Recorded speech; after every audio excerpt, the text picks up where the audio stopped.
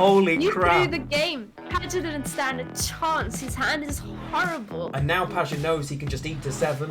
It doesn't matter. Oh, no. That gets heat wave.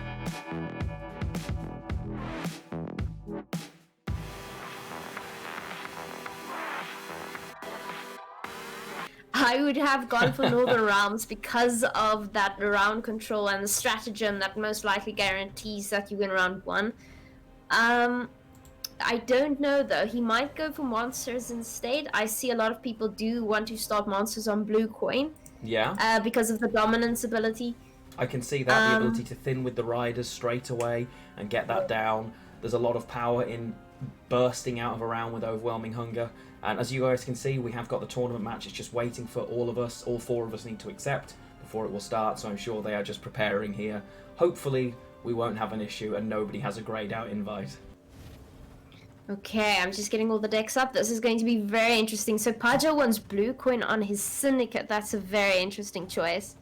Very. Although it's got a lot of points now. Things like the Halfling Safecracker are really easy point slam. This thing is an Intimidate engine that boosts itself by 1 for every crime in hand. Well, I can already count 1, 2, 3, 4. These are both dropping at flat 7s. A really, really easy way to get out of a round nice and quickly. And he's found the thinning with Novigradian Justice as well. A little surprised to see Chez mulligan away that boat, actually. It tends to be a really nice play. Perhaps he's just trying to reduce payday value. And wow, okay, not messing around. Paja straight in, slamming one of those Halfling Safecrackers. Okay. Okay, so we've got KingChezz up, we've got a Pajabol on a Syndicate. Okay, all the decks are up. And he's immediately going for that Warrior value. Good choice. Nice. Jasper, you can't see red coins cards. What, these? Should be able to, bud. Anyone else having an issue? I can see everything on my side. That's alright then. That's what I want to hear. We'll follow you always, until the fair. Okay, so KingChezz isn't committing right now. He's getting all of those warrior values so he can later use War of the Clans, I guess. Yeah, that makes sense. A lot about Skellige's round 1 is often, especially if it's got the going second and can't really lose on even, it's prepare your graveyard. In a lot of instances, these cards become more valuable. If you're bringing back the Great Warriors, as you say, War of Clans, they have got a trigger coming back from the graveyard. It's just an easy damage ping. And Veteran continues to take place in the graveyard, so always, always nice there that they can do that. That is definitely the case, though personally I did take out my Touristic Invader. She just never gave me the value I wanted, especially with regards to damage and Greatsword synergy. But I see why you'd like to keep her in. At the end of the day, she's a 7 for 4, which is not bad. No, not at all. And we've got a decision coming here, so we're thinning through with Furco. I think Darthlonians, that should have fixed now, the Echo, I believe. It's because Tia's mic was also picking up the game sound, so that should now have been fixed. Yeah, there you go, that's fine. It was on my side. Streamlabs is a continual mess when you're trying to switch between things, but appreciate you for sticking with us. I mean, Paja he's got the perfect round 1 hand, really. He's blasted himself 20 points ahead already, doing a really good job. KingChezz won't mind this, though. The only thing for KingChezz is here, ideally, he does need to win round 1. He does not want to be going into a long round against the kind of points that things like Dies Irae can provide. That can be really scary, even with things like Hemdall, great wide punish. He takes the pass, and he's going to take his chances with the bare minimum of graveyard setup. Yeah, I mean, he didn't commit to a single card. If he wanted to catch up, it would have been quite a lot of committal he'd have to gone through. Commitment. And I don't think he'd be able to catch up even if he wanted to. So it will be interesting to see whether he now gets bled because of that decision or whether we are setting up a short, strong round 3 instead. Yeah. The great thing about Congregate is it's amazing in a long round, but even in a 4-card round, with cards like Grand Inquisitor Helveed, you can swarm your board in 2 turns, and all of a sudden you've got 10, 12, 14 units out of nowhere to slam and boost with the Dies Irae. And if I'm saying that wrong, chat, you'll just have to deal with it. But as a result, he could bleed. There you go, I'll take it. He could bleed really nicely here, although he'll be very unhappy that he hasn't managed to find a better target for Ulrich. He will have wanted a Fallen Knight there for the Ulrich, but he hasn't managed to find one. So it's going to be interesting to see, is he going to play into this round? Because he can very comfortably. Let's see what he does. Yeah, that Fallen Knight is a bit of a pity because that's something you definitely want to set up. You have everything you need for that specifically. Or else he just goes with the opposite cards and keep that for round 3. Yeah, equally possible. In a short round, they can go particularly tall, can be very, very dangerous. And one of the things that SK it does have in this version with Patricidal Fury, Champion's Charge is always a risk because you can turn it on instantly with your leader ability. Obviously not something you always want to do, but it can be absolutely fantastic to remove something. And here Patch is making that decision. He's looking at his hand and he's thinking, am I pushing here? I think he's not pushing. Wow. Takes the long round, doesn't want to give SK the ability to set that graveyard up anymore. He's thinking to himself, you know what, I'm going to reduce the value, potentially increase your chance of missing cards here. The more I give you chance to thin, the harder my life might be. Interesting line from Paja. Yeah, that's a very, very interesting call because he can go down all the way to 7 cards and still have a full hand round 3. He decided he wanted to keep every single card he currently has for a longer round, which is quite interesting. And yeah, not playing around. And KingChezz doesn't commit. Well. Yeah, he's just dropping another 3. I'm a little surprised he hasn't dropped something like an on-crate Raider there so that he can bring it back. But we aren't seeing Harold in his hand yet, so I suppose he doesn't want to risk that. Yeah, the thing with KingChezz is he is lacking some big cards in his graveyard. He doesn't have a single Greatsword waiting for him, meaning Halmor doesn't get a 10-point card if he needs that for damage, and Harold doesn't resurrect Greatsword either. So this is going to be very interesting. Yes. Because I didn't think I saw him shuffling any of them back. I think he just didn't draw them. Yeah, I believe he's missed both of them so far, and Harold and Blood Eagle. Although, of course, he can get Blood Eagle. And there is the on-crate Raider. That doesn't surprise me. So he is now trying, as you say, Chez can play down. He's trying to prepare his own graveyard as well. I mean, there are lots of cards missing in both players' hands as it stands. Lots of things that Paja will be looking for. The Bank, the Excommunication, and Sacred Flame, as well as those Fallen Knights. Oh, but he does find Procession. Realized?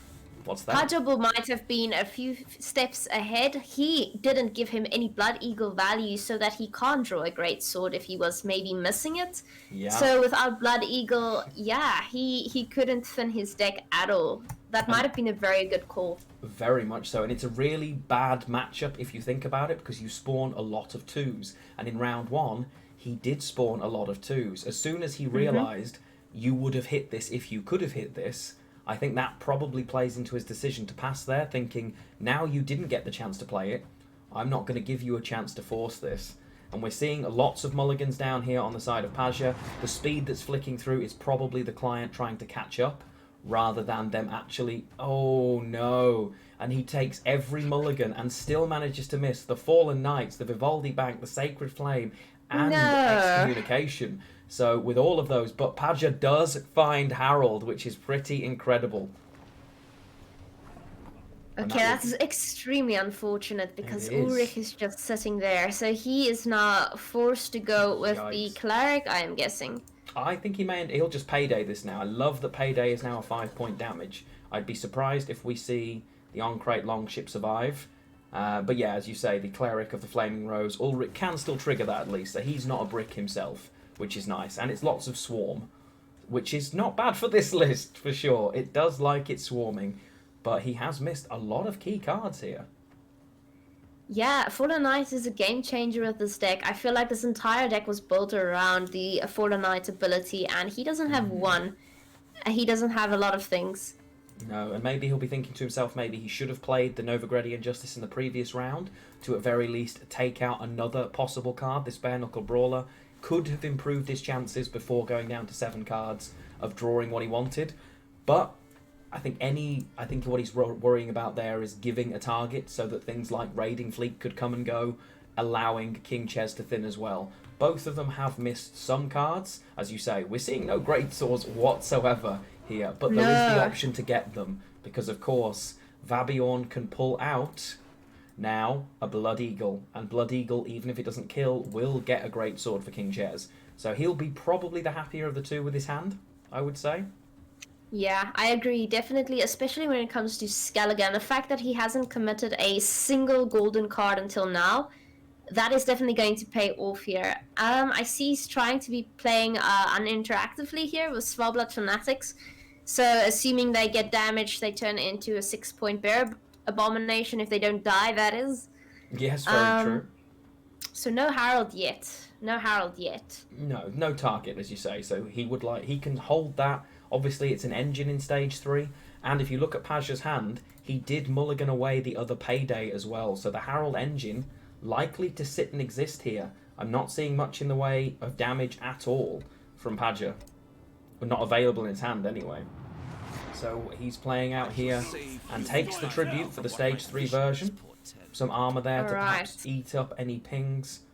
This is going to go very wide, and you're going to see Heimdall find maximum value, I would say. So it's going to be a very interesting game.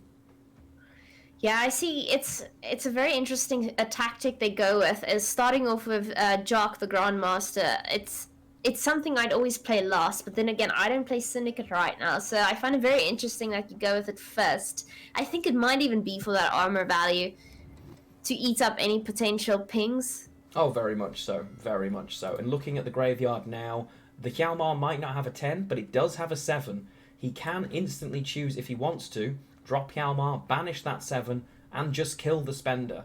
As when we see the hand, there are multiple other spenders, and he will know they exist. And I think that's exactly what we're seeing here. It's either that or Harold that we're playing right now. No, he takes that line, and we will see him banish and kill that. Makes sense. Makes sense. Okay, interesting. So he didn't go for the 10-point. That was the most points he'd get, I guess. And he got rid of a spender, so and I think he did a good job there. As the stage 3 version does, of course, every time you play a Firesworn card, gain a coin. So the longer you leave that alive against Syndicate, the more dangerous it can be. So I can see why he's decided to take that out nice and early. A sensible line there from Chez. I think Chez probably in the driving seat here, although I regularly underestimate the number of points a Congregate list can create. I think Paja might be regretting not bleeding right now. I see he also left his Svalbard Totem unused, which is very interesting because there are a lot of control cards that can kill them. I think the idea is to get rid of potential damage from Horson Senior. At least that's what I assume, and he probably wants to set that up soon enough now. Yeah, that makes sense. I think he'll be looking as well for... It could be. I think the other thing he's going to be looking for is he doesn't mind removal on those because that means his Harold's engine survives a little bit longer. And yeah, for those asking, I believe it is open deck lists. They are public and available, ! Bracket if you want to see them. I think the players have seen them as well. And because they're available up there, they're welcome to look at their opponent's deck list. There is nothing stopping them. Okay, so he opted to not spawn 2 of the lackeys, but just 1, which is very interesting. Perhaps he's afraid he might swarm his own board and therefore wants to spend profit on the Grand Inquisitor or the Cleric, seeing that he has 2 now. Possibly, as I say, there is a risk there. He looks like he wants to hold the charges for as long as possible, so that he's in control of how and when he plays the Procession of Penance, maybe? Oh, and now there's a ship as well on the board. I mean, Chez, with every turn, he's losing value here from the Harold, but he does have the other option, of course. Patricidal Fury helps to swarm on Paja's side, and that's quite scary for Paja in a list that already wants to swarm quite a lot. If it can be filled up with units that are no good to him, that could be really problematic. Yeah, that's a problem with Chez's list, right? Most of it is big control targets, except for Heimdall. The rest of them, yeah, this is going to be very interesting. I wonder when he uses his Patricidal Fury, because filling up the board is going to have a bit of benefit for him, especially with non-Firesworn units. Definitely, definitely. He knows that there's another Cleric of the Flaming Rose in the hand of Paja, because obviously Ulrich has spawned one, can only spawn what's in hand. He will be expecting, or he knows what's in the list, so he thinks he's got a plan worst case. He's thinking Helldene, he's thinking Sacred Flame. What he does know for sure is okay, it's very, very unlikely that you found a fallen knight if you didn't choose to use it as the target. So the big thing that will lose some value here for Paja is Champion's Charge, because nothing's going to go tall other than Procession of Penance, and honestly, I'd half expect to see that as second to last card now. So it's going to be interesting to see the destroy a unit all of a sudden not going to find as much value as it could have done on a fallen knight perhaps. So that's not quite as good as it could have been. But it's scary how far Paja is ahead here looking at the board state. He's still ahead by 18 points. It's quite scary. This congregation list scares the hell out of me, if I have to be quite frank. It's just so unpredictable where the points can go, and you have so many options to your disposal as well. But yeah, playing the Procession of Penance, I wonder, I feel like he might even keep that card for last. He misses out on a single point, but I think he might do that, and I hope that his tool removal is wasted. Oh, completely. I think we'll see the tool removal sooner rather than later on the Horse and Senior, because it is in theory an engine. And yeah, for those of you in chat who haven't seen the tournament client before, this is the official tournament client. Only we and you guys can see both players' hands here. They obviously see the game. Normally, they can't tell what's in the opponent's hand. It's just we have the luxury of having the official tournament client because we're the official casters. Isn't it great? So much nicer. So much nicer. But yeah, I agree with you. Yeah, definitely. No, I agree with you. I think Penance, I think you always lose the point on the Penance and play it last here. I think it's just the right decision to make because ultimately you're giving extra value to your opponent any other way. You're giving him a taller target. This is going to be a 9. You'd much rather give the 9 than anything else. And I think we're going to see the Blood Eagle come out here now, get the death blow. There we go. So what does he go for? I'd say Greatsword. Yeah, the Greatsword's a possible 10. I guess Skjordel's a guaranteed 10 though. So he's looking at removing units here. So he's going to ping that. All of a sudden now he's in a nice position. He's still got another 4 points on board as well. So really he's on 40 points. He's up by 6. Also have Arnulf, which is 11 points. That's true, yeah. That's very true. And this is really, really interesting from Paja. He's trying not to swarm his board too early because he has to play around the assumption Hemdall exists. So it's really clever. Players at this level, they're not just playing with their lists, they're playing around their opponent's lists. And it's really interesting to see. I think we're going to end up seeing the Helveed now, but he knows he's got to use it and spend, I would say, because if he doesn't use it and spend now, he is well aware that the leader ability still exists. If he could brick that leader ability, he would love to. And he'll want to fill this row up as much as he can right now. The problem is just he feeds Hemdall and he knows it. Oh, but he turns them into armored flaming rose footmen. Makes sense. Definitely. I'd be surprised if that doesn't get Champion's Charged, though. I think that's going to get Champion's Charged almost instantly, I would say. Leaving this alive. The best target. Completely. The extra armor does eat up value, though, as you say. Hemdall, all of a sudden, has the potential to either hit shields or armor multiple times, reducing his value. So what does KingChezz go for? Do you keep your Champion's Charge for a potential big Procession of Penance, or do you suck it up, go for Hemdall, put it on the row with the 2 armored Flaming Rose Footmen? Potential 4-point damage there. Might be more if it hits the right targets. I think I'd be surprised if he doesn't use his leader ability and fill the back row. Instead of having to use Champion's Charge straight away, Helveed can only spawn on that row. If he plays his leader ability right now, the 3 units will spawn back row, filling that row and reduce... There you go. And then we'll see a Hemdall probably hit that same row. I would... Yeah. And he gets... hit both the armored cards. That's 2 points less. Wow, 20-point difference now. Yeah, and 24 if you look at the Svalbard Fanatic. We know the Champion's Charge, there's no way he can stop the value of that. So the tallest card is going here. It's the Dias Irae trying to reduce that. Wow. And it is, by the look of it, because there are 4 points on board, 5 points on board, so 57.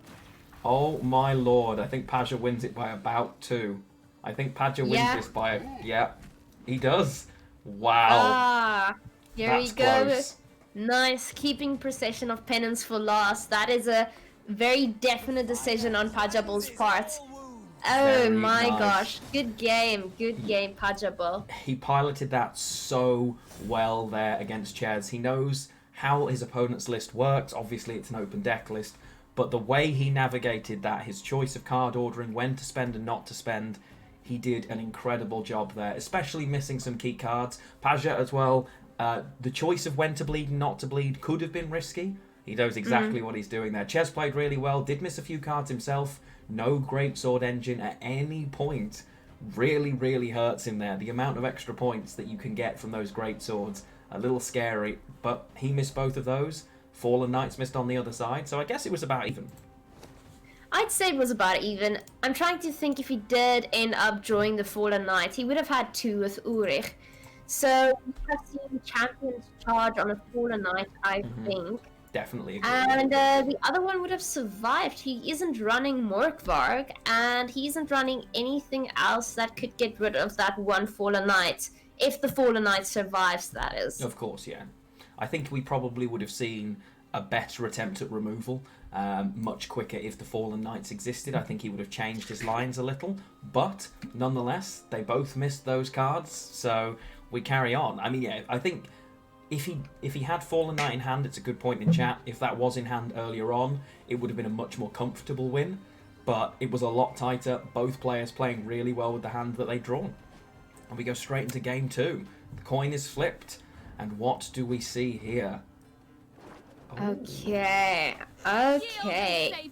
Interesting stuff. Very, very. So I'm not surprised to see Chezzy choose to take this list on blue coin. It definitely wants that so it can get its coin value, its enges going. It is a very poison heavy list. Just looking at the hand, as soon as you see something like a morale, wow, you know this is going to be removal heavy. You don't want to see that if you're playing Northern Realms, especially if you have some big boy cards. But Very we true. might be seeing a lot of Swarm with Karak instead. It's going to be extremely interesting. It depends on what the players decide to do. Oh, definitely. It's a pretty traditional looking shield wall list, really, from Paja.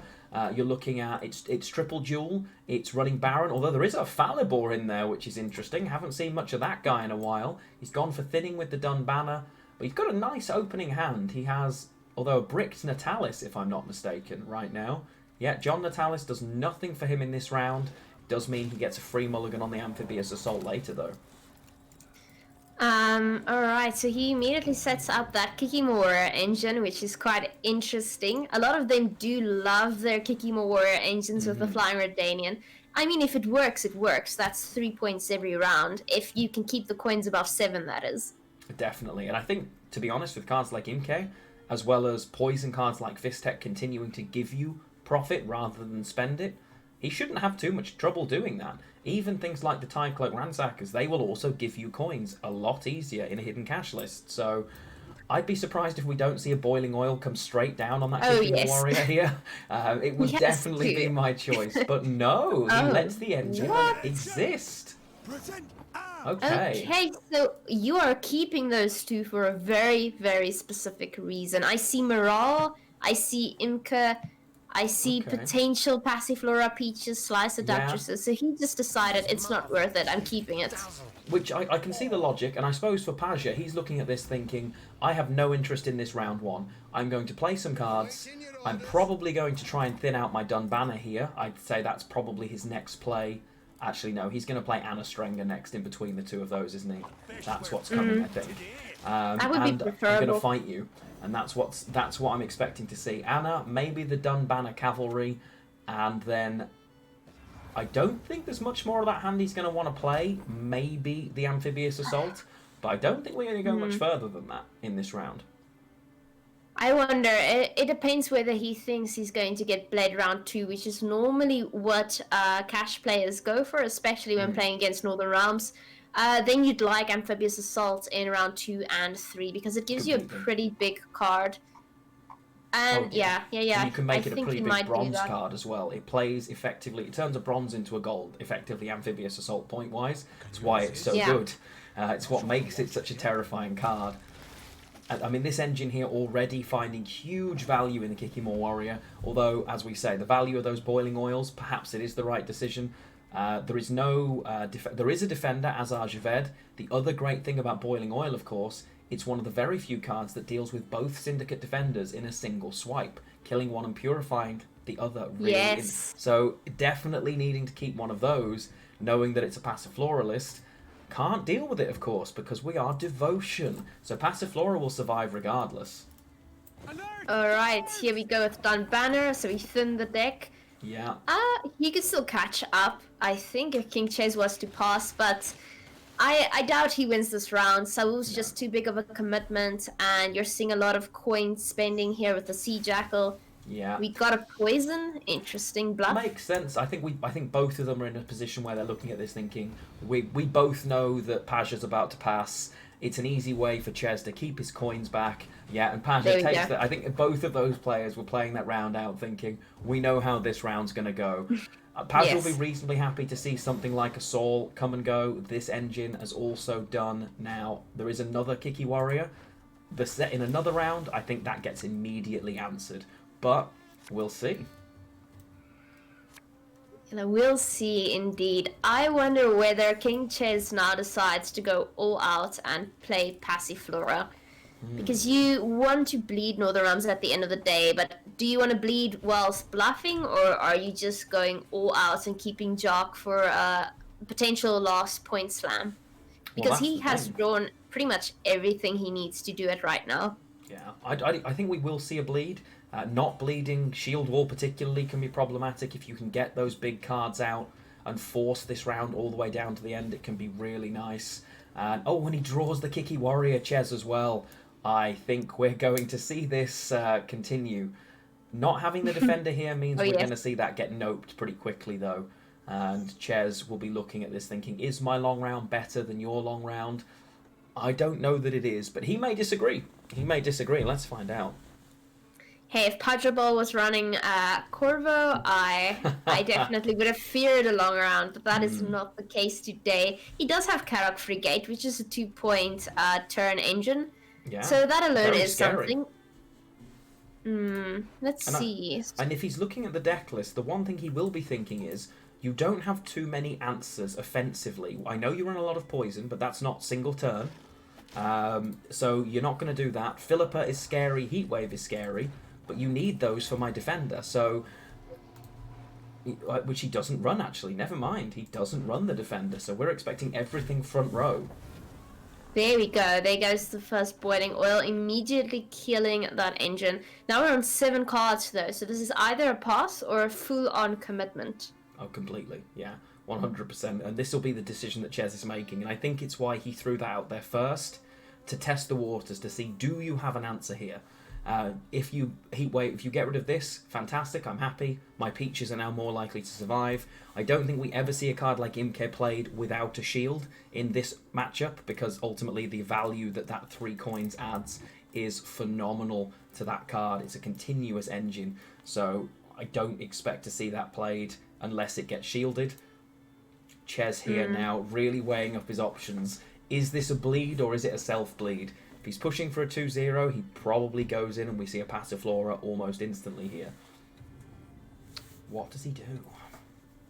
There it is. He does it. Alright, so we're saying we don't know what you have, Pajabol. We're hoping you didn't draw all your cards, and we're going to bleed you until you have nothing left. Yeah. So does Pajabol immediately commit with some control-heavy Anzies?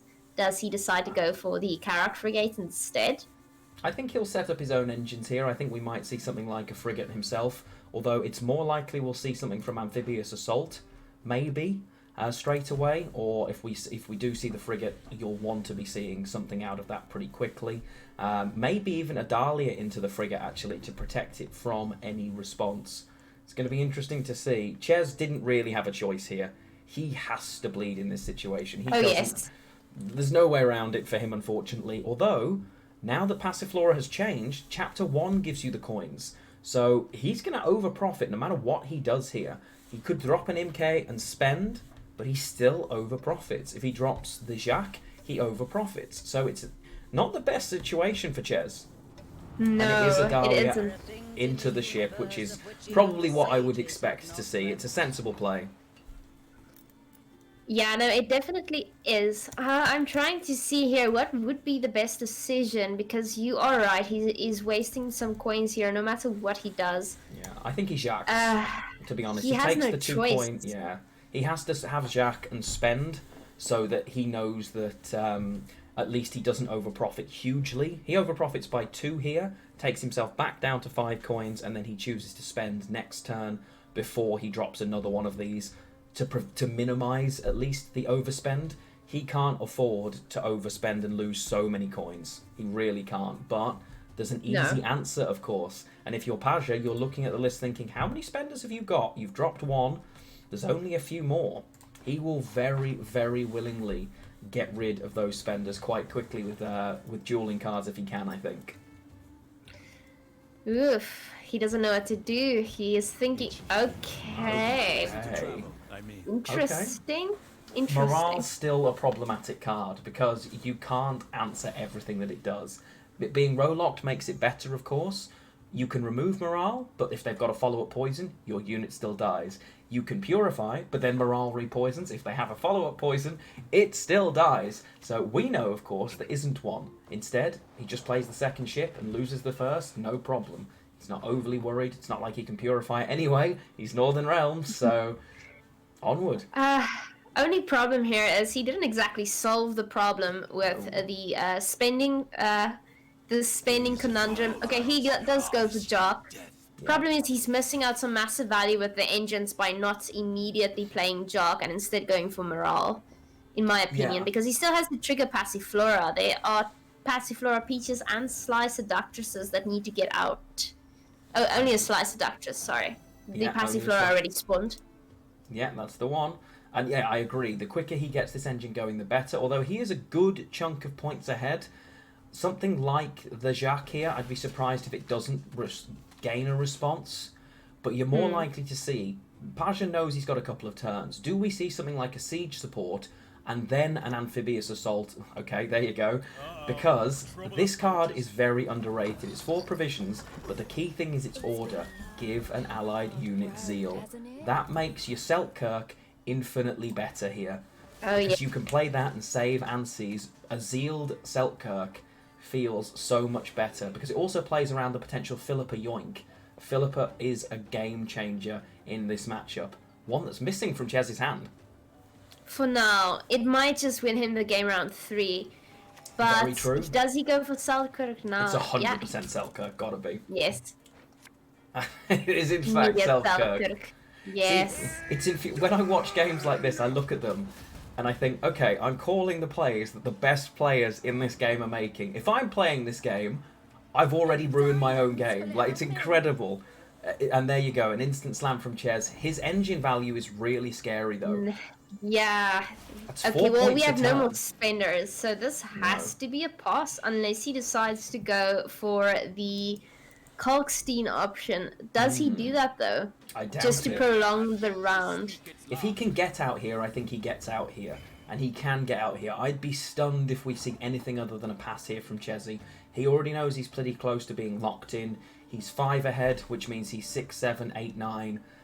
If cards are played, he's up to 11 points ahead here without having to click a card. So it's doable in 1. I think we just see something like an Anses dropped. But that's a reasonable trade for Chez. He doesn't lose his card. He potentially gets both of the dual units out. I think he'll be reasonably happy here. Yeah, Pajabol doesn't actually run a defender like we did discuss earlier. So, okay, he does pass. Kalkstein wouldn't be needed anyway, unless he wants to get rid of a shield later. Yeah. But, okay, so unlikely what that do he'll you want do, to do that. Pajabol? What do you do? Is that enough? It's not. And he has to use a leader charge to get out there, yeah. I mean, he's willing to do that rather than drop the Anses. Makes sense. Sensible play, yeah, completely. Because he only really needs 1 more shield, right? He only needs a shield for that Anses. So, final 2 cards in hand. The only thing, it's a decent lead for on Paja there. How good can the draws be? Wow, they are some fantastic draws if you're on the side of KingChezz. He will be pretty happy with that. The Philippa could be game winning here. Oh, 100%. Let's see, do you draw either Falibor or Baron? If he gets Falibor, he's in a great spot. He No. misses both, interestingly, although nothing's going to go tall, so missing Baron doesn't feel terrible. Falibor, however, would have been game-changing. I think the Azar Javed instantly gets destroyed, and it's one of those weird things. You never used to be able to risk tributing against Northern Realms, simply because the Azar Javed, it always just gave value, right? That isn't necessarily the case anymore, but in an open deck list, does Chez then keep the coins instead? I think so. Oh yes, I'd be think stunned so if too. he doesn't. No, you have to assume that Pajabol has Falibur in hand. You can't be wasting any coins here. I very much doubt that he uses coins to trigger the tribute ability with Azar. Do you start with Azar though, or do you straight go for Imka? I think you go for Azar, right? I mean, he could Imke and shield because he knows that can't be. It's risky though with the duel, right? So you probably That's have the to thing. Azar first, but no, he doesn't. Okay. Is he going to shield? Okay. I mean, he needs to shield, right? There's no way he doesn't shield that. No. Oh my. Oh I don't my. exactly know what's happening right now, in all honesty. I'm a little surprised at that, although that's incredibly clever because you're about to see that get stolen. You're about to see Philippa take the Anses and render Varaxus very, very useless. We're Chez gonna have has to see take Varaxus it King now. on a potential Karak Marine, I think. You see, I would have shielded there because, although actually no, I wouldn't have done. Thinking about it, it takes him to 9. Chez still has his leader ability active this round, so could still have stolen it at 9. It means the Amphibious Assault now has to be for a unit that has an order, so I think the Karak Marine will end up being the Amphibious Assault, so that Varaxus can replay that instead. Yeah. I mean, Chezzy's got to steal that. If he doesn't steal it now, that's game over. Right? Yeah. I mean, what else do you steal here? This is the best value you're possibly going to get. Yeah. He Azar Javed's right now. Okay. Okay. And he doesn't tribute, which makes sense because he's got to play around Falibor. He wants, I suppose he's thinking, I want to get the boat out. I can always steal this. And, that's an interesting decision for sure. A very interesting decision here. Are you going to steal it now? He placed it in the melee row, which should be our first clue that he plans to steal it. Yeah, I think he's got to steal it. Slow playing this. He'll spend twice and then use his... Will he spend twice, actually? Maybe he'll hold it. He doesn't need to worry, right? He doesn't need to spend yet. What are you playing around? The Baron, maybe? He's worried about the Baron, definitely. And he should be. You should be going for Philippa, right? Because the more coins you spend on Anzies, the less you spend on Jackal, the less Baron gets for value. You I still suppose have the a only other volley thing back. is, if he can't, he'll be looking at this thinking, you can only target my Scarab. So Anses right now doesn't trade for a huge amount of value anyway. Obviously, he doesn't know that there isn't something like a Baron in hand here. It'll be a case of, what do you do right now if you're Paja? If you commit Amphibious Assault, what are you going for? Are you trying to go high ping for something like a Tridamp, maybe a Caro Ballista? I'd say the Caro Ballista may end up coming out so that it can kill this Scarab, for instance. It's an option, right? Because then Anses does find value and we see Chez steal it. It's all going to come down to what he picks from this card here. It's likely to be Caro Ballista, I think. But no, he goes max point value instead. Karak Marine. So that gives him a different... Oh, now he can't take it. Oh. I mean, if Paja wins this one, you can only blame it on Chezzy deciding not to use Philippa because he has waited for quite some time now. And he'll still get some value on the Philippa. I mean, Philippa is always great. He steals a 5, or because stealing the drummer, it's on the wrong row, so it's literally a 3. You want to spend as many coins as possible with Philippa. I'd expect to see Philippa steal here now. Or maybe, no, he'll bank first. What's he got left? Heatwave's kind of scary. Heatwave top of the deck as well. We're going to see Heatwave come and go on that 11. No. Yikes. Big points here. Why that big card points. and not Anzies? Because again, Anzies at the moment can only hit a 1. So Anzies isn't amazing anyway. Even though that's not the one he's gone for, he's never going to duel with that Anzies. And this is an easy win here now for KingChezz. Really, really nicely done. He has 8 coins. steals a 6, and it is the end of the road, even if he just spends. You'll suffer the consequences of your Really nice, and it's 1-1. Now, I am going to briefly run. I can hear a knocking at my door, so I'm going to trust you to entertain chat for 2 seconds. I will be right back. I believe in you entirely. Let me entertain you. Hello, chat. Have I told you about hashtag Raid Shadow Legends? I'm joking. That was very interesting. I personally would have gone with Philippa the moment he played his Anzies, especially since Philibur was a potential card he had. So all he had to do was set up a potential Veraxis King, boost it enough so Philippa can't deal with it, and yeah, that would have been game over. Ooh, dear. I see the next tournament is starting soon. So we are now on a 1 for Chez and 1 for Pajabol. This can still go either way because we're playing best out of 5. But now we're not going to be seeing Chez's Syndicate list. What do they go for? Okay, let's just quickly accept the invites. I wonder how the other people are doing. Let's quickly take a look. I'm back. I still had my headset on when you said that. I literally burst out laughing. I nearly fell over. I nearly fell over laughing. That was incredible. Used me a second time. That was so funny. Look. Gregory Black is through. Whoa, straight slap 3-0 already. We're obviously facing the kings of the ropers, which is very interesting. Indeed. Doberman being 3-0'd, that's not something you want to be seeing. No, and it's very unusual. I mean, the tournament, obviously, it's the best of the best. Sometimes coin flip, how well your lists are built. You can just end up coming up against an opponent whose lists just hard counter you, especially if you lose the coin. That can happen. We are hopefully going to get all 5 games with these gentlemen, though, which is pretty cool.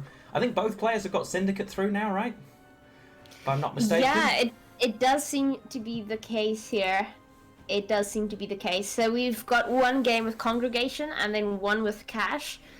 So I was just wondering what they're going for now. I want to say that Paja is going to be playing Deathwish. I just feel that deep down inside. I don't know what KingChezz is going to opt for. Perhaps Northern Realms as well? Possibly. No, KingChezz has had his Northern Realms banned, so he can't use that. Oh, yes. Yes. If he's going in, Chezzy's on... I mean, I'd be surprised if we don't see him try Patricidal Fury again. He'd much rather take that on red coin. I think he'll really want to get that through on red. And I think he'll be... I mean, he's confident with both of those lists. They're both fantastic lists. I expect it'll depend on what he thinks he's facing here. Like you say, do you take Overwhelming Hunger going first? Probably you'd rather do that than Shield Wall here, and I guess that's the decision that they're trying to make. That, yeah, 2 wins on blue coin too, as pointed out by Mattman in chat. It's a weird thing, if you go back and look at the tournaments of the very, very best players in the game, I'm talking the Opens, the Qualifiers, and including games like this right now, they win from blue coin substantially more frequently than they win from red coin in a tournament setting, which is kind of crazy. It's interesting. You only blame the lack of red coin when you lose, right? Indeed, indeed. And our psychic powers are working. You were right. He takes Overwhelming Hunger. And, of course, it is SK on the red coin. So here we go. Here we go. Okay, this is going to be quite fun. I see these both as heavy control decks. Let's check out his Deathwish deck really quick. See what's in there. It looks pretty standard from what I'm seeing in my hand. Although I really don't like Goliath this season. For me, Goliath is always a lose condition if you don't have last say. It's just how to lose the game yourself. I don't like this card. A player like Pajabol isn't silly enough to cause himself to lose a game that way, but sometimes the card is the only thing you have left. It can be a real problem in my opinion, but we'll see how it goes. And for the conversation in the chat that I would have won this tournament, casting-wise, I back myself. Playing against Paja and KingChezz, a little bit less, but we'll see. We'll see. Maybe the winner can take me on one day. They can come into the chat and talk to us about it. Yes, I have played against some of these people before. Always very interesting, very interesting. You can usually feel if you're playing against a better player, someone that's higher up the ranks in the game. I've been playing a little bit more, like 2500 plus this month, and I came up against Magpie. 3 or 4 cards in, I knew I was against a top player. I could feel it because of the decisions, the lines that were being... It's really weird. It's hard to describe unless you're in the game, but I know you know what I'm talking about. Oh yes, 100%. You do sense it. It changes from casual Gwent to it gives some serious chess vibes for some reason. It feels like I really need to be concentrating and not multitasking when I'm playing. Definitely. Okay, so he immediately gets nice rid of the long bruiser. I don't blame him. I hate that card. Same. Absolute. This is one of the most frustrating bronze cards to deal with in the game, the on-crate longship, because it trades for so much value if you can't answer it. But I do think it's greatly balanced. 4 power, 1 armor. It feels really nice. I think that was a good call. He doesn't run Gales, he doesn't run Argaiath, so he didn't need that for anything else except for movement. Makes sense, and that's why it's there, which makes perfect sense. He'll be really happy here that he's retained dominance, instant rider thinning, which is really nice, and the exact game plan that Monsters wants. He's very happy here. The only thing he'll be sad to see is that he hasn't got the other consume card in hand, so he's probably going to drop the Foglet and use a leader charge to get out of the round, I would say, and also thin the deck. I'd be surprised if he doesn't choose to do that pretty soon. No, Goliath round 1. I can see the logic of Goliath for round 1, actually, because it's less likely to be a lose condition, and you can consume it yourself if you really want to ruin your opponent's day. Not against SK, though, because you just get another Greatsword out. Yeah, that tells me he's not going to be playing the Foglet, because he just triggered both of his 5 cards, and Foglet doesn't trigger it anymore, so I have a feeling he's planning to hold on to Foglet for some reason. He could do. As I say, maybe that's just the line I usually take. I see it in hand and I think I don't want to draw both of these, because I know with my drawing talent, both of them will be what's appearing. It's normally the case. It's not what you want to see, especially having something like 2 Wild Hunt Riders. Yeah, he takes the pass. I was wondering, so he doesn't want to commit a leader charge just yet. You don't normally want to do that round 1 if you don't have to. No.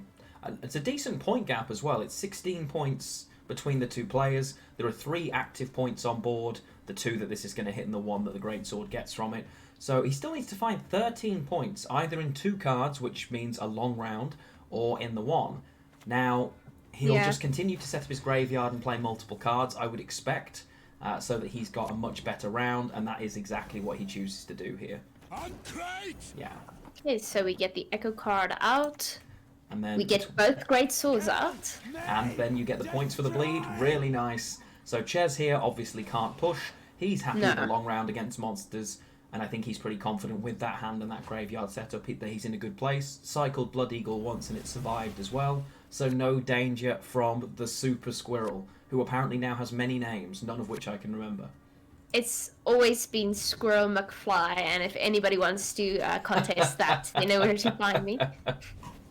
Just saying. We will stick with Squirrel McFly in this channel just in case, guys, okay? So if you are asked, this is in fact Squirrel McFly. Definitely. I'm on board with that. I'm on board with that. Sorry, guys. It's been decided.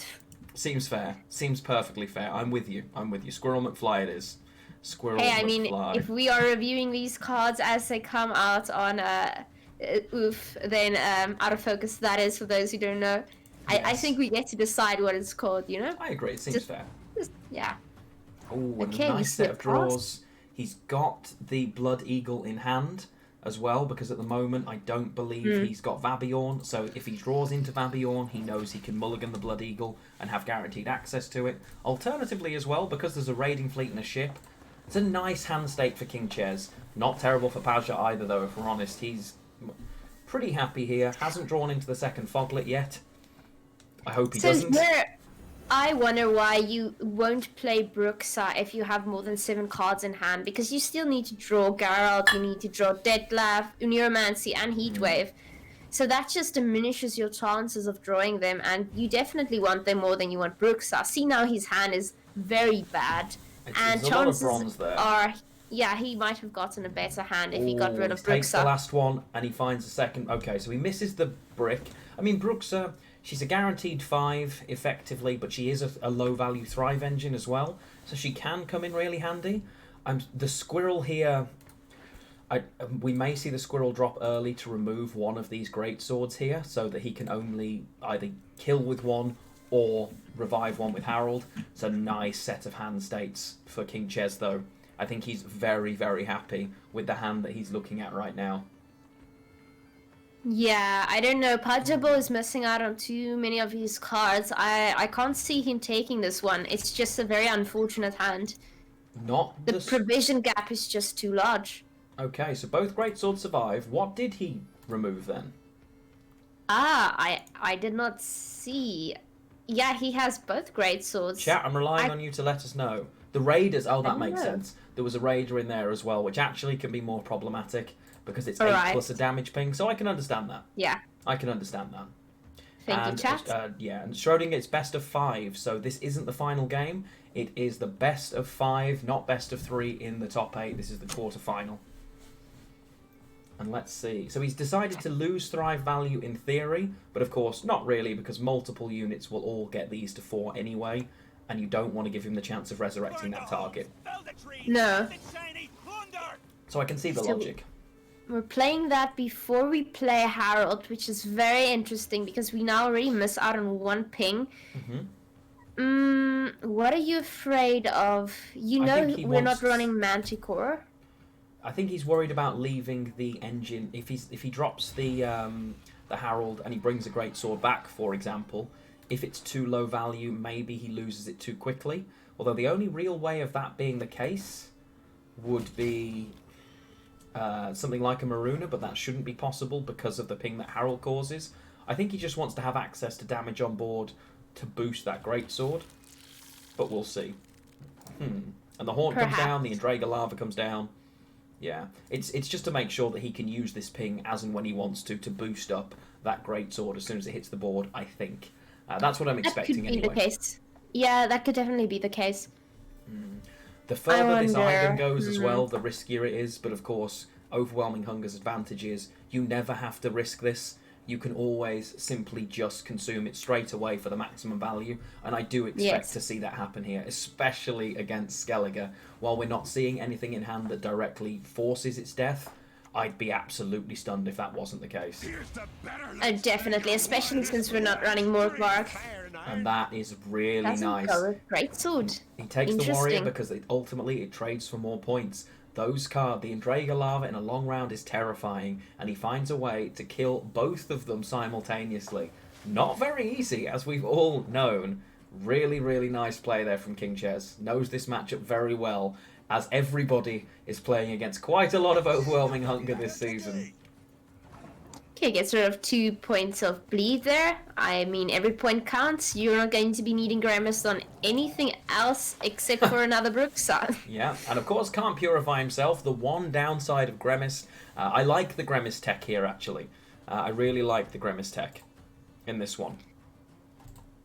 Yeah, no, I definitely agree.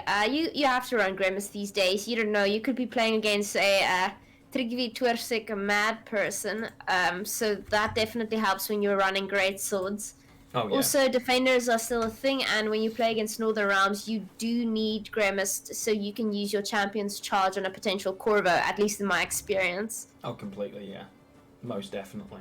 The chat, I think this is going to be a really tough one here. He knows that his Haunt's going to survive. Haunt is a decent number of points, but also plays into the wide punish that we see sat there in KingChezz's hand. He's already a decent number of points up, 17 ahead, 16 if you count the bleed. It's looking pretty positive for KingChezz here, I would say. But Maruna could prove problematic. If she finds decent value at the moment, she can just steal a single 3. But it's still points that you're taking from your opponent's side. It's a nice swing. I think ideally he's waiting for this tick of bleeding so that he can take the Gremist, hopefully, for a little bit more value. Perhaps.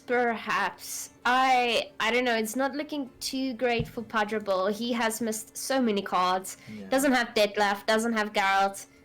It just hurts. Yeah, it does. I think this looks like a lost state for me. Paja, his leader and his scenario are still trading for a lot of points. Werecat can be really scary as well. Is he going to go for the double consume here? No. So he's holding that there. I think what he wants to do is give his Maruna the best chance of being better, possibly, as well as just gaining... He's going for the greed play now. He needs as much value as possible on the Thrive for Werecat, right? So I guess he has to do this. I mean, Foglit is still an 8. Maruna also still an 8. We've still got another 5 points to come out of the scenario. Another 13 points here with the consume. There's still a lot of points in the hand of Paja, and it's relatively even in board state, but I'd be really stunned here. Chez's leader worth a decent amount of value. As you say, so many cards missed for Paja. Noah Neuromancy, Geralt, Detlaf. It doesn't feel amazing. Yeah, the problem is with a premature Werecat is just, you know you're not going to be getting much more than 3 points now if you eat him a second time. Definitely. You get some Thrive, but 2 points. Nothing Scary really. position too. Hjalmar coming down and removing the consume of the Barghest that was on board. Paja now has access to 3 consumes. He needs 1 for the Werecat, 1 for Eigen, and 1 for Maruna, meaning he either doesn't get the Foglit or the Night Wraith consume here either. Huge amount of points lost by getting rid of that. That's really not ideal at all if you're Paja, looking at this now. I mean, he willingly allowed this. He could have eaten the Werecat immediately, and he chose to eat something insignificant. He also knows of the control cards, so... Yeah. I mean, he was asking for it in a way. Yeah, I think he's looking at his hand and thinking, with everything I'm missing, my only win condition is to be super greedy here. My win condition is you not having the answer, because with the points I've got, I never beat you right now. So I think going for the Thrive value is probably the right call, to be honest, and he'll make the decision on something like the Maruna. He's going to drop the Maruna, maybe not consume, and work out what is more value. Is stealing one of these more value than the Foglit or not? We're going to see. We're going to find out. I just don't see a situation where this isn't an easy GG for Chez. He still has another 8 points in his leader, all of which, obviously, because it spawns on the other side, the ones, but it plays into Hemdall. 12 points in this totem, and Blood Eagle for any card he wants, which in reality will be a Skjordal Drummond for another 10-point play. It's, yeah. Okay. I mean, he's up by 10. Osril still plays for 14, 15, 16. It's 17 points left in the Osril, plus a consume on a Werecat, albeit probably not in the Werecat now. He probably takes this. So Pasha actually still looking at 17. He's got 23 more points, and he's up by 10. Actually, thinking about it, he's not. How has he managed to find that many points in this hand? He still has another 23 points here. I still, he can't really catch up. Oh, it's so clever. It's so very clever. He knows he's playing around the Osril. The Osril now can't go back row unless he wastes his leader charge. Oh, sneaky, Yeah, I mean, sneaky. So he plays his leader charge He has here. Harold, though, waits for us. Yeah. He has Harold. Oh, there you Oh, go. and Harold does some high key sniping, so he's fine. He gets away with it. I don't think he wins regardless. Consumes that. I don't think he can even catch, can he? No, no way. He's up. There you go. I mean, if he's looking at this thinking, if you've managed to draw, no. A 0-point card, you might trigger your Svarblood totem. Yeah. Not gonna happen. Yeah, easy win for Chezzy. Very This was comfortable just there. impossible. Paja did not draw his cards. Could have gone a bit differently, I think, but it could have GG been. KingChezz. Detlaf GG. could have been a much, much different situation if he finds it. Geralt regularly doesn't find too much value in that matchup because you play around by not playing your great swords, for instance. So regularly that loses value. But now we're going to see KingChezz. He's got to be able to get this precision strike list through. And Paja, does he take Shield Wall here instead of the monsters list? Because I think it's slightly more favoured. But he knows he's got to beat that precision strike list twice now to be able to progress. That's the thing, right? That is the thing. Okay, there we go. I wonder how the others are doing. Let me quickly take a so look. get us a quick update if you can to see how the other games are going. Inference is through. Inference versus Great Black. Very nice. And how is Energix Powerlex going? They're both at 1 each. Oh, excellent. Okay, that game sounds like it's going pretty well then. Sounds like it's going pretty well. They're playing some speed Gwent, it seems. Progressing a lot faster. Oh wait, chat's saying the Infern game is bugged and the score is actually 2-1. To who? Darthlonians, because it's on... Oh, okay. So the client has bugged that. Oh, that's right. Yeah, if you click into it, at the moment it's 2-1 to Car. Actually, it's showing Inferns as winning the next 2 matches that haven't been played yet. Okay, so not the speed Gwent we thought. Ah, no. All right.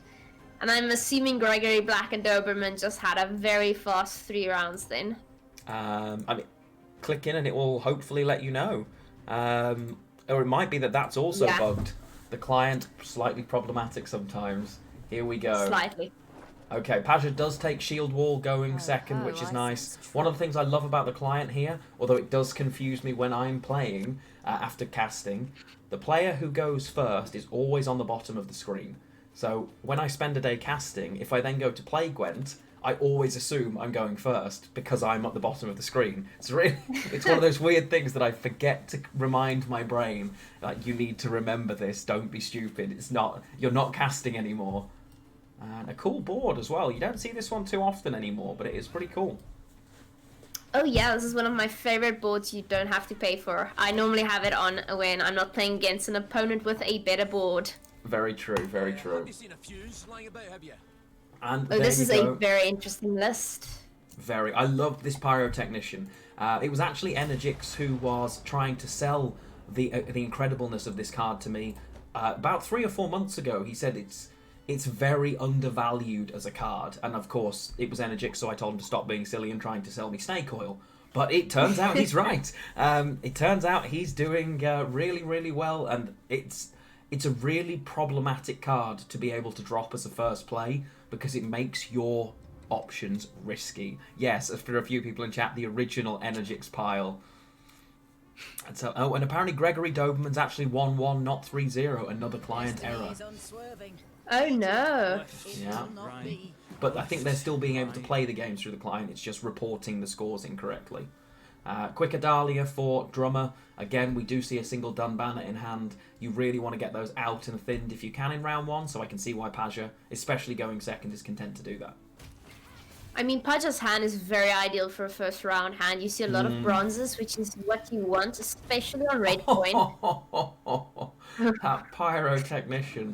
Was that unit not shielded? How did that destroy that? Did I miss something? It can use 1 leader charge. Ah, he used a leader charge, of course.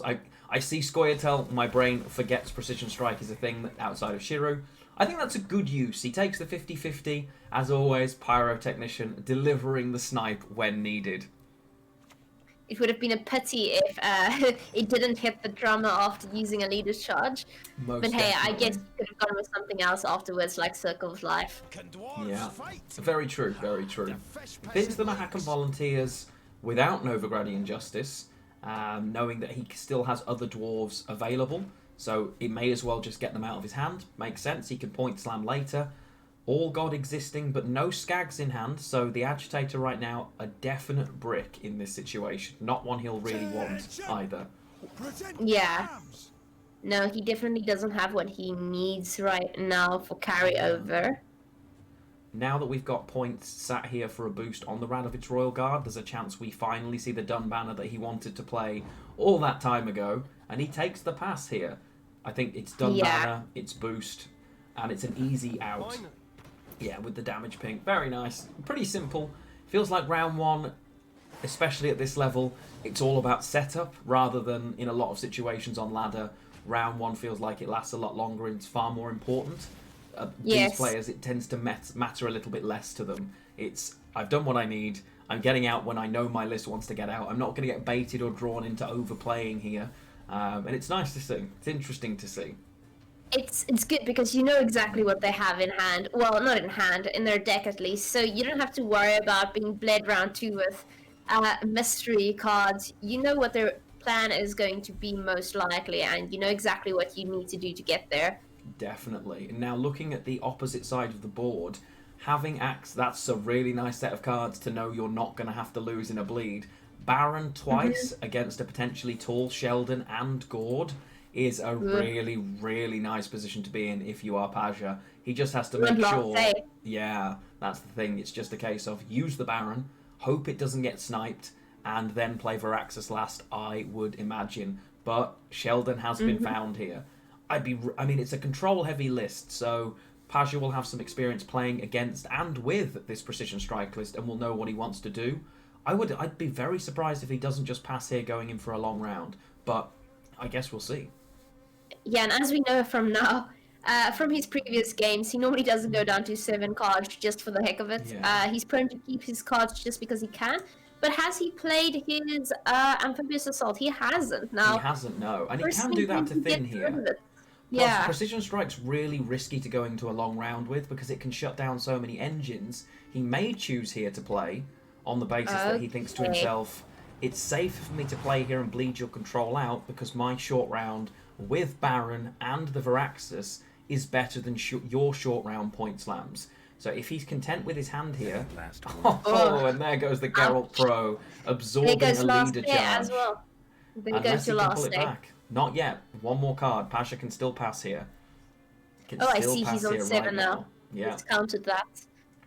I mean, if you're Pasha here, you're always happy to get that trade, but he is going to go for the Amphibious Assault. He wants a second boat here, I would imagine. So I think it's perfect, because Natalis is a soldier, right? Yeah, makes sense. If he chooses to go on that row, he can fill the front row and auto-crew it. Doesn't go down that route and instead decides to have a Zeal option. This also does play around. It's not removable with Rock Slide. Okay, Circle of Life comes, goes. Paja in a decent position here still. Because he always has the pass as and when he wants it. Value starting to build up on Sheldon now, though. Yeah, that's the thing, right? You don't want to see that, but he can't possibly know whether KingChezz actually drew Sheldon Skaggs. The going with siege support is a very interesting choice. He only has one of them, so I need to assume here he's going to be playing Selkirk at some point. You'd expect so. He's probably going to play something like a Marine now if he does continue to play here. No, he goes for a Zeal. Okay, Paja just trying to push into this round, get some decent value. He wants as much of the control and the points out of Chez as possible. He's got to be pretty confident in his short round, right? He knows as long as he can maintain really Veraxis Baron, he's safe. He's drawn very well here for a potential 2-0. Of course, we're looking at the other side of the board, and that could be quite risky. All God in hand buffs both of the Sentinels and a Gord. He has a Neuromancy to pull that Gord should he choose to, although it's only at 6 right now. It's going to be at 7, 8, 9, 10, 11. So it's still going to be an 11-point Gord if he chooses to pull it. 12, 13 with the All God. So Chez can resist this bleed really nicely here. It's just how awkward his hand is. He might just choose to drop something like the All God and say, okay, I'll develop my carryover. Keep fighting me. Keep fighting me. Wow. Hits Skag that talent, that absolute takes the talent. 50-50. He's still on 0. He is on 0, and we see a further bleed here, targeting Selkirk. So that tells you something. It says, I might just duel you again. Yeah, and I'm not going to give you another choice here, because now if we do see Forest Protector for a Circle of Life, he does have a 3-point Marine, so I wouldn't be surprised to see that either now, to use the Forest Protector, kill this, and further boost the Skaggs. If you're Paja, you're always willing to drop this Carrack Marine again, the second one. I would say, as long as he doesn't think he's at risk of losing, and currently up by 18, I don't think that's going to be the case. And this is All God. It's the only selection I would imagine we're seeing right now. Yeah. Oh yes, definitely. And he chooses to boost the Pyrotechnician. Obviously, that's going to be his choice for NJ, maybe, as well as the Broccolon Sentinels. I guess what he's doing, rather than putting any extra points on Gord, he knows Baron exists, and he wants to try and have his boosts wider rather than taller. Okay. There we go. And we're still going into a pretty long round here. We've got to see Sheldon dropped here to catch, plus a leader charge. Wow.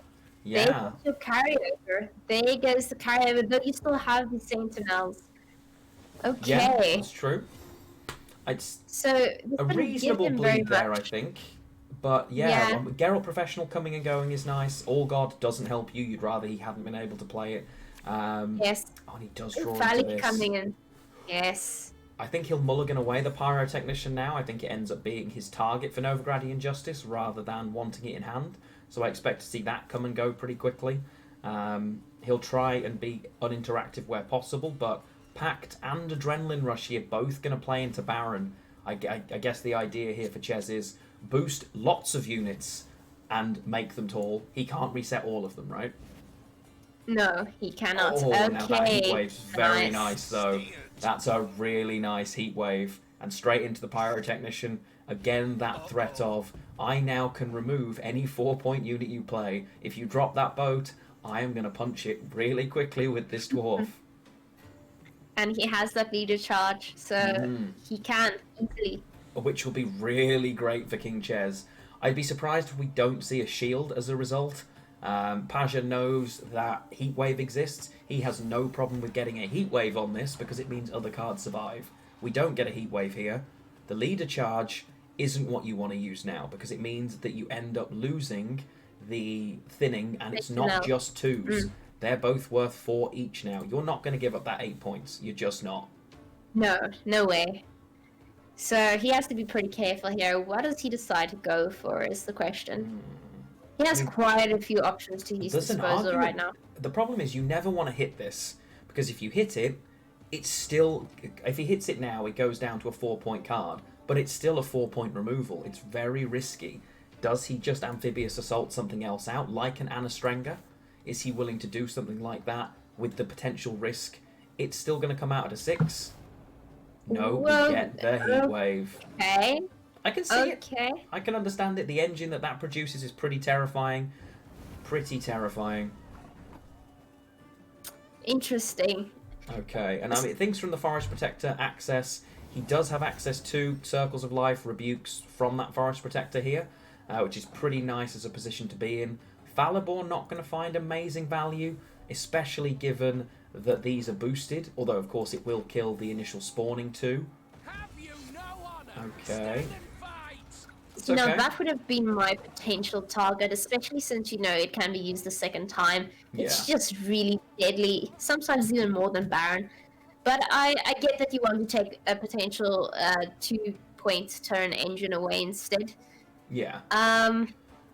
There's an interesting choice here. I think this definitely disappears now. The question is, do you do it immediately or do you wait? A Forest Protector here into a Circle of Life is pointless because there's nothing in hand to boost, but he could Forest Protector and then hit this with a Rebuke. He misses the Death Blow, but then his Precision Strike again has no target.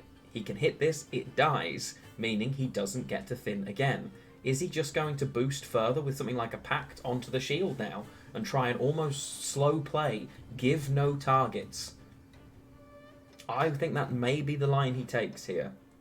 He goes to Circle of Life, right? So you can use the leader. At least that's what I would have... No, he doesn't do that. I think the problem is if he... Yeah, the Circle of Life would have allowed the leader. I think he just wants to reduce the point value so that at least it can't duel.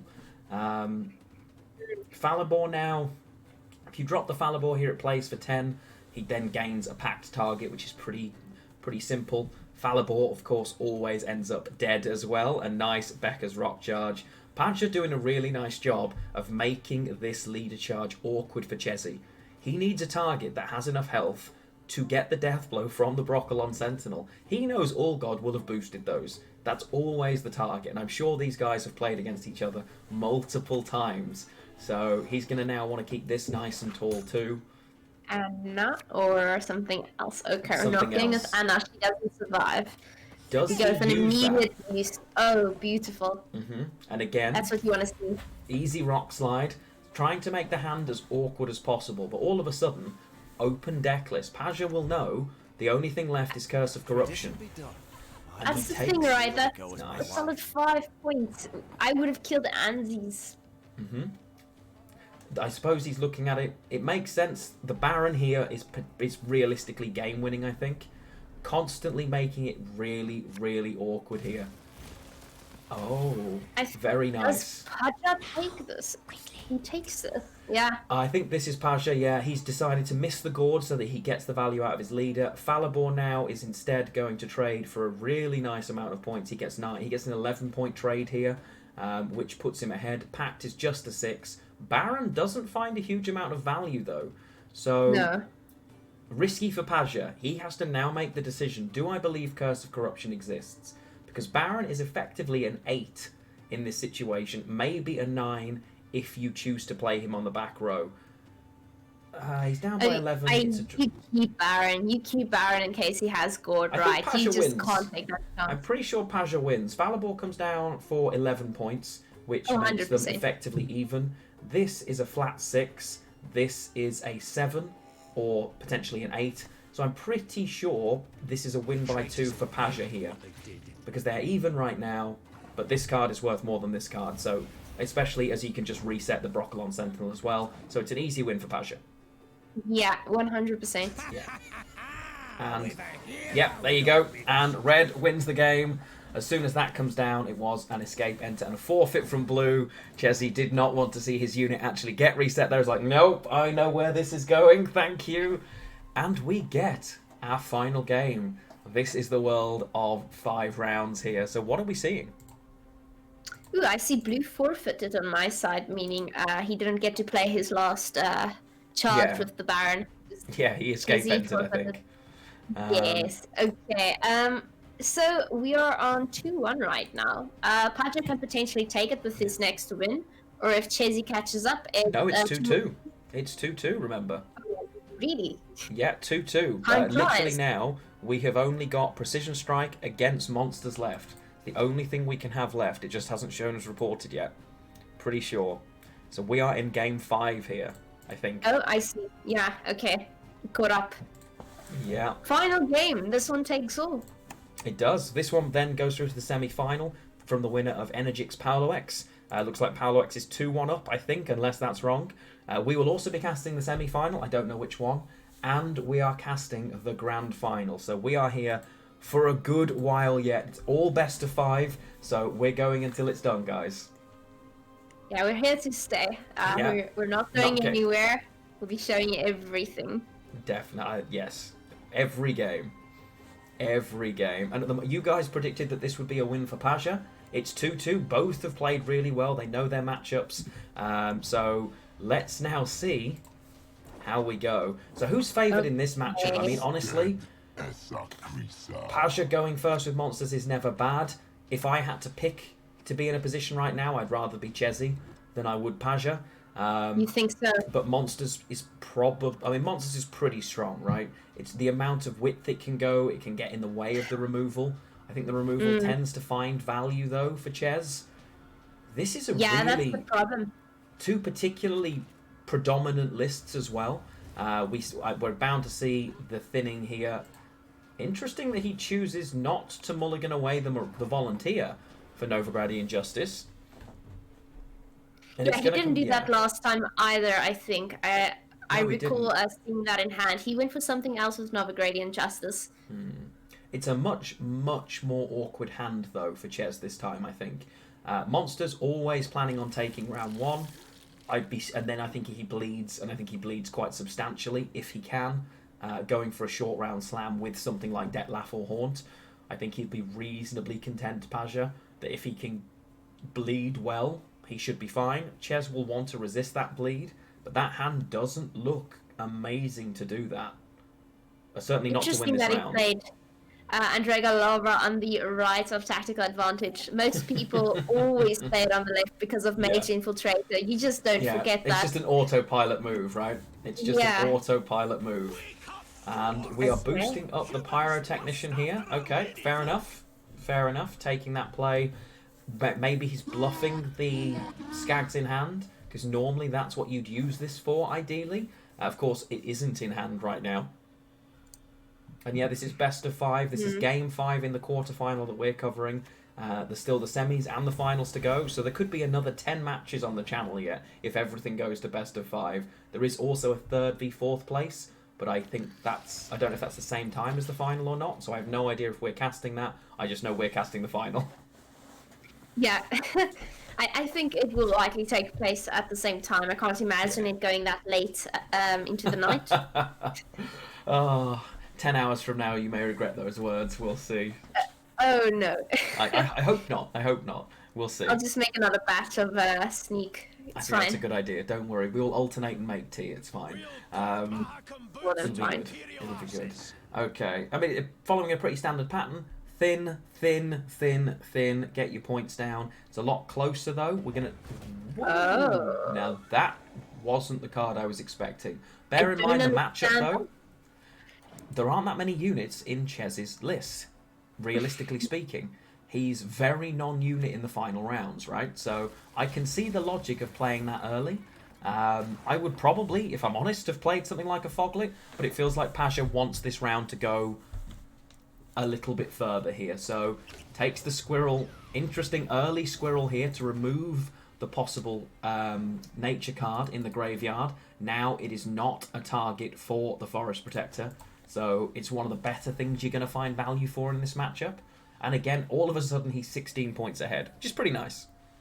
It's not bad. He got the thrive point as well from the werecat, or as my mom likes to call it, the werewolf. Constantly have to correct it there. But We know. I mean, I can't. We know in our hearts. I can't see him using a leader charge on Foglet, and much less on werecat now. So I feel like he just threw that out there, seeing that he wouldn't get any value from it later on. Very interesting. I mean, we're more likely to see something like a Noon Wraith here. Paja can't really afford to let Chez win round one, because in the longer round, he's in a lot of trouble. So he's willing to commit, and I think I agree with you, leader charge-wise, the only time we're seeing that is on a Maruna, if he's forced into doing so. Paja here, KingChezz, I think he's looking at this 9-point squirrel. For me, he's thinking, do I want to give Geralt Pro here and put the pressure on? Because I know I want to win this round. I really don't want to let you out here if I can help it. And I think he's weighing that up. Or if I were in his situation, I would be weighing this up, thinking there are going to be plenty of units that I get the chance to remove, but losing round one could lose me the whole series here. And this is a big, big opportunity. Does he pass or does he play? Now you're making me think even deeper here. And did Pajabol purposely give the squirrel 9 points to get Geralt out now? Maybe. I think Paja wants a pass here. I think he wants KingChezz to pass. Now, bear in mind, they may not be the ones roping either, guys. We get... Alright. Gets the 8 points, holds it in, and I think the threat here, this is worth 12 points if he drops 8 for 8 he got just now. Yeah, it's reasonable, decent value, I suppose. 6 removal, 2 spawn. He's behind by 13.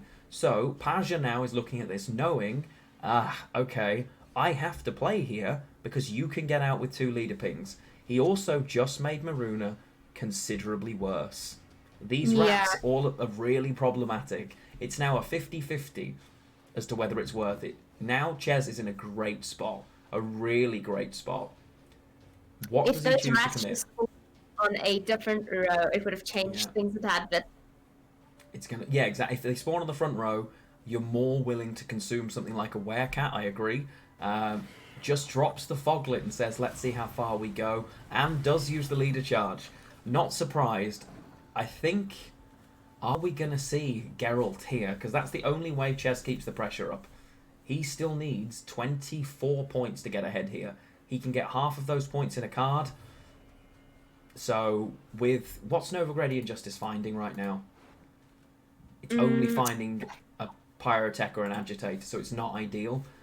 He's willing to give leader if he has to, though. He is willing to give leader if he has to. So... I mean, anything else here from Pajabol would be real commitment, and I don't really see him playing any of it. I see him passing right off this. I think he wants to get out here. I think he really does want to see, himself get out here if he can. He knows he wants that bleed, although the shorter this is, the better. Chat, I'm adding a score command because I forgot. Apologies. You'd think I'd have done that. He goes for the Pyrotechnician and Novigradian Justice, and Pajabol definitely gets out here. There we go. He says that's not enough. You're not going to get away with saying that. It is enough. And now that's the problem. It's enough with a leader charge. Yeah, it's enough. Although, Paja looking at this thinking, I don't beat you in a very long round. I now don't have to worry about a very long round because we've managed to shorten this round either way. He's not going to give up his win condition. And so I think as much as ideally he wants to win, and last say could prove very, very important here, I think he's happy enough that it's a shorter round, right? If he hits the armor there, then that's fine. I am not doing that right now. No. Who would request that? Come on, guys. I am not Like, lifting be weights in professional this here. suit right now. Oh, now. Get your minds out of the gutter. Yes, behave yourself, Okay, chat. really good cards. If you're... do you ever want to use a Neuromancy here for All God? No, because it's such a small amount of tempo here that it's too risky. It's way too risky. I think in the play before, if Chez does hit armor, he's not heartbroken. He will give his whole leader to get out there. And we're going into an 8-card round. All of a sudden, it's looking a lot better for Chez. Not the best draws in the hand. So he does have the consume, though. Does have the consume. Oh, this hand is looking... This is the problem that Monsters tends to find. It's got so many points at the top end, but so many average points at the bottom end, with the exception, of course, of the wonderful Intraga Lava. Oh, he draws All God. Oh, dear. Are we going to see... Come on, come on. Look at the value of the provisions in the deck right now. No, He has missed a misses Nero, Horn, everything Eigen, Geralt. again. Yikes. That's not fair. Ouch. Poor Paja. Ouch, ouch, ouch. And it's an E... And yeah. got everything. Ooh, he has has not every drawn single well. card. Not drawn well at all. And when you look on the other side of the board here, KingChezz will be looking at his hand and thinking, yep, I'm pretty happy that I missed absolutely nothing that I didn't want to. He will be a very happy man right now. And seeing Paja drop that straight away as well, he will be thinking to himself, I'm very happy with the state of your hand if that's one of your early plays. Yes, please. Oh, no. Shame. This isn't fair. Paja loses this. He simply doesn't have the points. He simply doesn't have the points. It would take something very, very interesting to be able to get through this now. There's a risk here with the Pyrotechnician. Hitting something like a Detlef, I mean, it's always going to come back anyway. You do reduce the value of the consume, I suppose, if you do that. Armor also on board, and a slightly lower value card, albeit it's a Thrive card, so if you snipe that now, you're pretty happy, I would say. But yeah, I think Chezzy is in a much better position here, unfortunately for Paja. But we'll see. We have seen stranger things happen. We have seen stranger things happen. But I think mathematically this is going to be a really tough ask for Paja. Really tough ask. He doesn't even have last say, so his Goliath just dies. The hand state is the hand state does suck. I think Chez earns his position in the sense of he played round one so well. He knew what he needed to do. He did it incredibly well. He gets that last say. Oh, and he even finds the full value on that as well. Very nice. And no more Thrive other than the Bruxer. It's, this is not comfortable. This is very unfortunate. Right now, do you want to use Maruna? Probably not, because you're going to get a 2-point card. You're just going to leave that there. Yeah. No. Oof. Not amazing here. Not amazing. I mean, there's not even a situation where the toll removal fails to find value, because there are multiple units. Curse of Corruption isn't online right now. It's a 50-50 between the Forest Protector, so you're never doing that, of course. Is this All God to boost everything there? Yup. Yeah. Nice. Nice. It's scary, the value of provisions sat here right now. 10, 23, good lord, 36, 46 provisions of gold cards. Everything. Ouch. It is everything. It really is. Not even doing your own Neuromancy with the sole purpose to get cards like that in 2 rounds. Yeah. Nothing. Gets nothing. I mean, Paja will be also looking at this thinking to himself, I need to not play tall, but I need to play tall. Curse of Corruption is offline right now. So for KingChezz, he can't really play Skags or Gord either here. He kind of needs to Heatwave, which is awkward because he's losing a lot of value on that Heatwave. If he Skags, it makes his life harder. I mean, Osril right now is not great. It's a 7. So the Skags is being played here. I'd be surprised if we don't see the Goliath as the very last choice. And he managed Gets to rid get of all Brooks, those out alright. too. Then want Yeah. her to get a thrive. No. Already 11 points ahead. I mean, do we see a heat wave on the Skags maybe from Paja? He does still have the leader charge. Wouldn't be surprised to see that on Maruna now to try and get max value of one of these 4s. That wouldn't surprise me. But he's down by 11 here. He's got... I can't see a situation where this ends well. He does take the heat wave. Again, deferring, hoping that he can make this Curse of Corruption awkward. And he does Still get the a 4. 4. Okay. That's nice. Can't really ask for more than that right now. No. I mean, Gord himself is a 12. Depends on the card ordering of KingChezz here. Curse of Corruption could end up being, if he tries to 50-50 that Curse of Corruption, this could be really interesting if Paja plays this right. If Paja chooses to keep this at a 7 by, say, he eats a 6 from somewhere, because that's the highest thing he can consume anyway. It all depends now. If you high roll that Curse of Corruption, you could self-burn, so you never do that. If he heat waves, he also puts himself in the situation. KingChezz's hand, as great as it is, could end up costing him the game here. This is actually way tighter than it looked. Way tighter than it looked. He can't play Gord, he has to heat wave. Corruption, though. That card is glowing more than it should. Oh no, no, Oh, no, no, no, no. no. Oh no! Oh, Oh, no. it's a throw! It's a throw! Oh my god, it's a throw.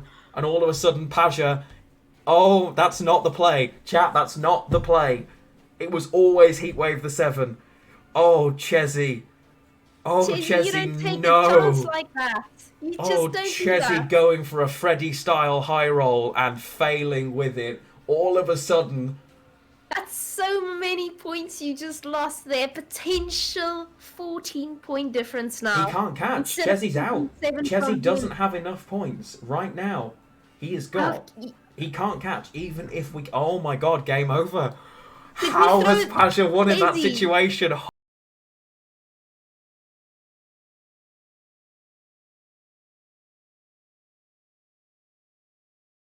Holy You crap. threw the game. Paja didn't stand a chance. His hand is horrible. And now Paja knows he can just eat a 7. It doesn't matter. Oh no. That gets heat waved, so he knows there's no more removal for the Goliath. Oh my... And also, bearing in mind, Karathi Heat Wave does not trigger the Death Wish either. Or be it it's only a 5, even if it did. Oh my lord, Chezzy. He tries to take the high roll, and it doesn't pay off. Paja literally... You waited for Goliath. You knew you have last say. Yeah. I mean, the only problem is, Gord was always going to be bigger than Goliath as well. His hand was so awkward. And Chezzy literally clutches defeat from the jaws of victory as Paja takes this 3-2. Oh my god. Wow. I need to see Paja's reaction now. I'm stunned at the way that game went, because the whole way through, point for point for point. Oh, and you've got to feel for Chezzy, because he does everything right up until that point, and he's looking at his last 3 cards, and he's thinking, these are really awkward here. He's looking at thinking, if I high roll, I win. He should always Heatwave the 7 for me, even discard the Curse of Corruption, potentially, because it's that. Yeah. And this was exactly the conversation we had when I looked at it in the deck builder. How many times does it turn out to be a brick? How many times? I mean, he has to find value from it. The difficulty was, I think he needed to find value from it earlier. I think he needed to be willing, rather than taking the line of matching at a 7 against a player of that quality, I think he needed to Curse of Corruption as soon as the first Detlaf Consume came down and go, nope, I'm going to get my value for this right now. That was incredible. My lord. From the start, I thought having Heatwave and Curse of Corruption in a deck is extremely greedy. It's like having both Igni and Yurden and Scorched. You have to sort of manage these things in the right order. And it's almost like the fact that Paja didn't get his good cards like Haunt, that he didn't have big units. And because of that, Chezzy's hand was just extremely bricked. It was very awkward, it could yeah, have gone completely. differently. It could have done. He If he did finds throw those this consumes, And you look at it and you think, okay, maybe he should have mulliganed them. He should never mulligan those cards against monsters. In what world, against monsters, do they not have tall units for you to burn? When they miss all of their provisions, Paja is looking at it and thinking, oh my lord, how did you miss all of those cards? How have my great cards ended up hurting me? Oh wow, that was one hell of a series, and Paja progresses at the expense of KingChezz. What a matchup that was! Wow. That last game was an absolute roller coaster. I must say, I feel very privileged to have been casting that one in particular. I didn't even think Paja stood a chance. That just shows you guys, never rage quit a game halfway through. You never know what your opponent might end up doing, or what cards he has drawn. So that was extremely, extremely interesting. Incredible. I wonder, could Chez have played that differently earlier? Could he have thrown away Curse of Corruption or he could have committed used Curse it of earlier into Corruption the turn round? 2. If he uses Curse of Corruption turn 2, he gets the 7 value from Curse of Corruption before he has a 7 on board. He also could have heat waved the Dettlaff that was left with a charge on it to find value there as well. He did have multiple lines, he could have used it earlier, but we know that's right with hindsight. Against monsters, you're never looking for Curse of Corruption on a 7. You're always waiting for Haunt, for Eigen. They're always going to give you value. We were sat there looking at Paja's hand saying, oh my god, he's missed so much. Paja was looking at his hand thinking, I am so happy that I missed those tall cards because your removal just cost you the game. I wouldn't have even thought about it till it happened. It's incredible. And to think about it, it was 50-50. The Gwent client, or well, Gwent itself could just have decided, well, we're going to give you this, Chasey, we're going to give it to you, we're going to take away Paja's 7-point cards, sorry. It could have gone very differently, and he knew this. He took the chance willingly, and it backfired big time. He takes the chance. He knows what's coming. I can understand him being very frustrated right now, but it is a 50-50. Yeah, the other line, of course, he could have self-pinged. He should always have self-pinged with the leader charge as well. Man, if he hadn't done that earlier. He'd already used his leader by the time it became a problem with just the 3 cards left. Because he's always thinking, there is no way you've missed all of these cards. In the same way that we were thinking, there's no way he could have missed all of those cards. And he's just waiting for one of them to turn up. Of course, none of them did. Yeah, very understandable that Chezzy would be frustrated. He chooses to take that risk. I still don't think the 50-50 is ever the right play. I can understand why he ends up trying to do it. Because he's trying to max value. It's win or lose in that situation. The other line would still have possibly been a win. Yeah, that was an incredible series, guys. And yeah, of course, if you guys want to follow Tia, and you don't already follow her but follow me, it's kind of weird. But !Theabeasty, her channel is right there.